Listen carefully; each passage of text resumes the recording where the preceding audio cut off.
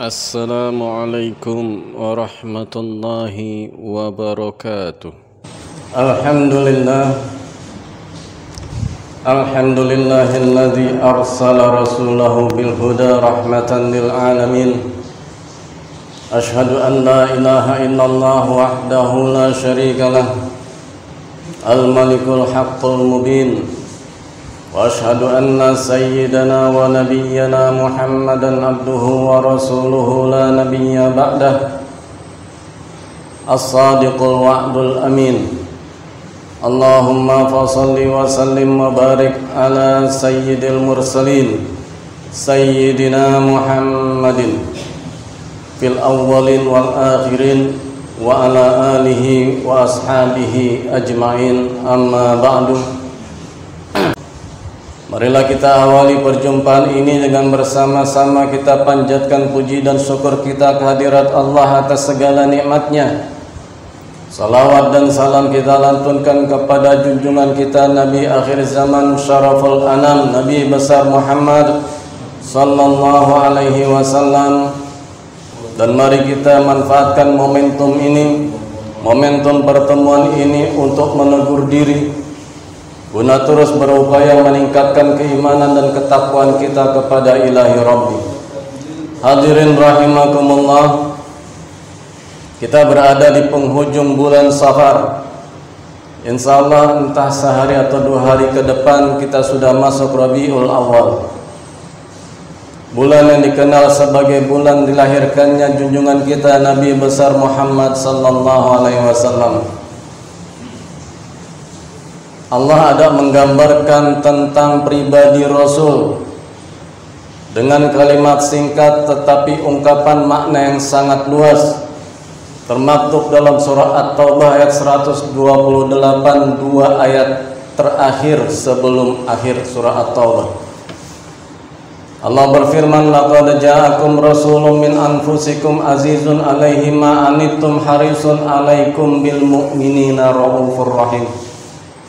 Laqad ja'akum rasulun min anfusikum, sungguh telah datang rasul utusan Allah, min anfusikum, dari kalangan kalian. Kalau dilihat dari sisi manusia secara umum, maka rasul yang diutus adalah dari jenis manusia juga.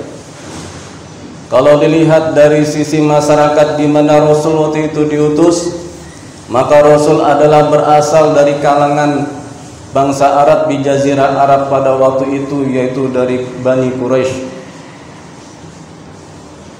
Dan tentunya yang diutus bukan manusia biasa, tetapi manusia yang memang punya kepribadian sangat bagus. Dan terkenal Rasul sebelum diangkat menjadi Rasul, masyarakat sekitar sudah mengakui ketinggian budi pekerti Rasulullah, sehingga beliau mendapat gelar Al-Amin, seorang bisa dipercaya, jujur, tidak pernah berkhianat. Bahkan lebih dari itu, Rasul sendiri menyatakan, inni kharajtu minan nikah walam akhruj min sifah. Secara silsilah Rasul katakan, aku ini lahir dari keturunan yang semuanya berasal dari pernikahan sah, bukan lahir dari keturunan zina. Jadi artinya silsilah Rasul jika diurut sampai kata pada Nabi Adam, tidak ada orang-orang tua Rasul yang lahir dari zina, semuanya dari hasil nikah, tentunya secara syariat pada zamannya masing-masing. Mungkin banyak manusia yang tidak kita ketahui ada di silsilah di atasnya lahir dari zina di luar nikah.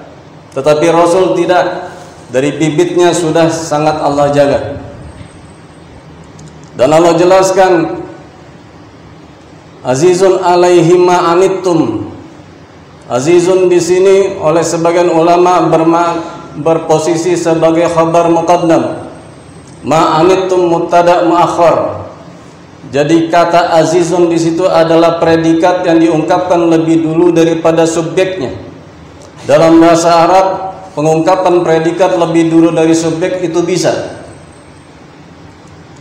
Dan ini biasanya kalau predikat disebut lebih dulu, maka maknanya mengandung makna yang penting. makna yang sangat kuat, perlu untuk mendapatkan perhatian.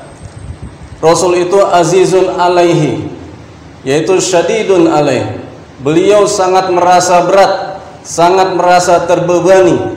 Apa yang membebani beliau? Ma'anittum, hal-hal yang membuat keberatan, kesukaran dari umatnya. Beliau sangat terbebani itu, yaitu anitum antadkhulun nar. Ada kecenderungan umatnya dari zaman dulu hingga akhir zaman punya kecenderungan potensi besar untuk menuju neraka. Karena manusia pada umumnya lebih banyak berbuat salah daripada berbuat baik.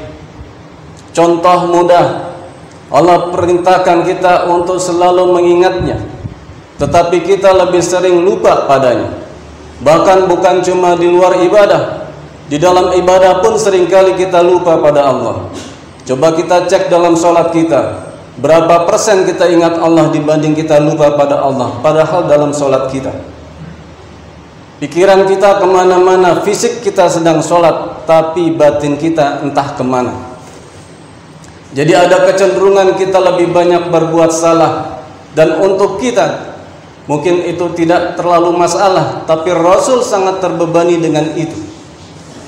Dan selanjutnya harisun alaihi, beliau sangat menginginkan, harisun alaikum, beliau sangat menginginkan alaikum antadkhulul jannah. Beliau sangat menginginkan umatnya masuk ke dalam surga. Harisun ala huda, beliau sangat menginginkan umat manusia semuanya mendapatkan petunjuk. Dan yang sudah mendapatkan petunjuk sangat diinginkan oleh beliau untuk dapat memasuki surganya Allah nanti. Dan Allah telah jawab itu. Allah berikan ajaran agama yang lebih ringan daripada umat-umat sebelumnya. Maka Rasul mengatakan, inna hadzal dina yusra, agama ini sesungguhnya mudah.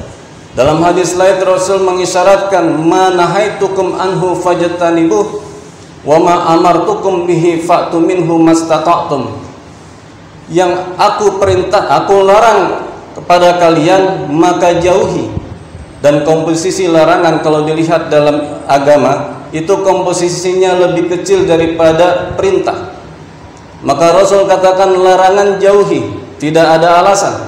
Tetapi wa ma amartukum bihi fa'tu minhu mastata'tum, perintah yang komposisinya lebih besar, kata Rasul, kerjakan mastata'tum, semampumu. Jadi jelas bahwa agama yang Rasulullah SAW ajarkan kepada kita berdasarkan izin Allah adalah ajaran agama yang lebih mudah daripada umat-umat sebelumnya. Inilah jawaban Allah untuk kekasihnya yang sangat mengkhawatirkan nasib umatnya. Dan harisun alaihi ma'anittum, harisun alaikum bil mu'minina raufur rahim. Rasul bil mu'minina raufur rahim. Rasul itu sangat cinta, sangat sayang kepada umatnya.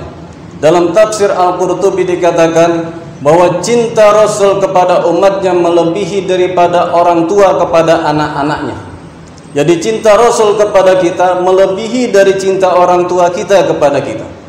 Cinta Rasul kepada anak cucu kita melebihi cinta kita daripada kita kepada anak cucu kita. Begitulah besarnya cinta Rasul kepada umatnya.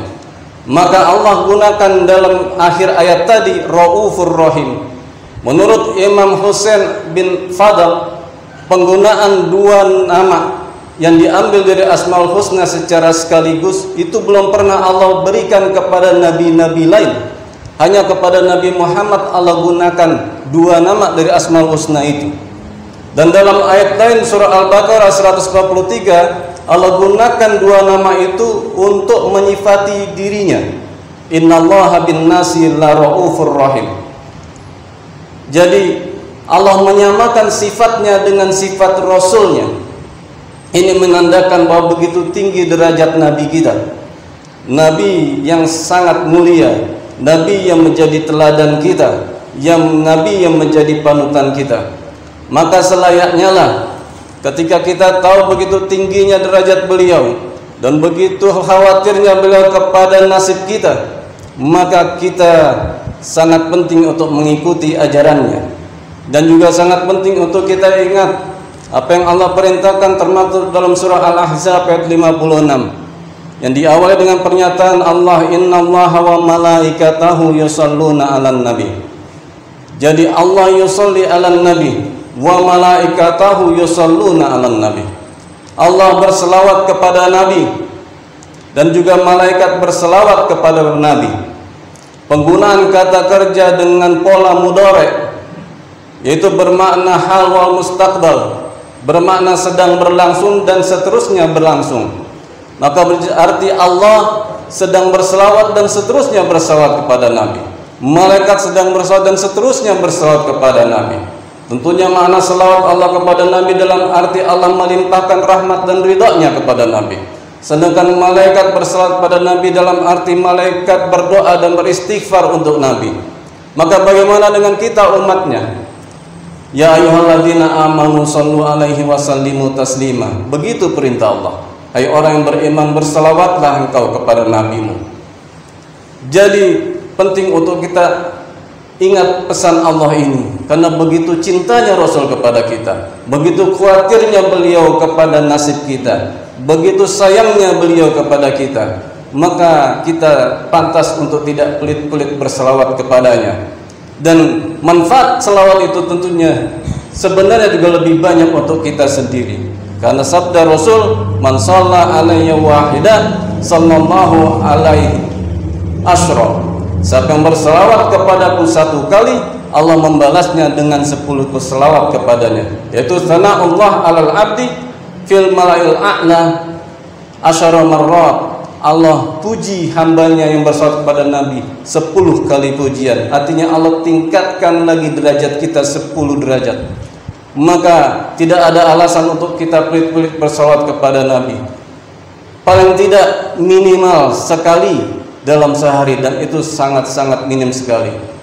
Hadirin rahimakumullah, kiranya inilah sekedar mengingat bahwa menjelang masuknya bulan Rabiul Awal, bulan yang dikenal sebagai kelahiran junjungan kita Nabi besar Muhammad SAW, penting bagi kita untuk menanamkan kembali, juga untuk anak-anak kita ajarkan kembali, kita tanamkan mereka untuk mencintai Rasulnya, mencintai ajarannya, dan juga tidak lupa untuk sering-sering bersalawat padanya. Semoga ada manfaatnya. Wallahul muwaffiq ila aqwamit tariq wal afwu minkum. Wassalamu alaikum warahmatullahi wabarakatuh.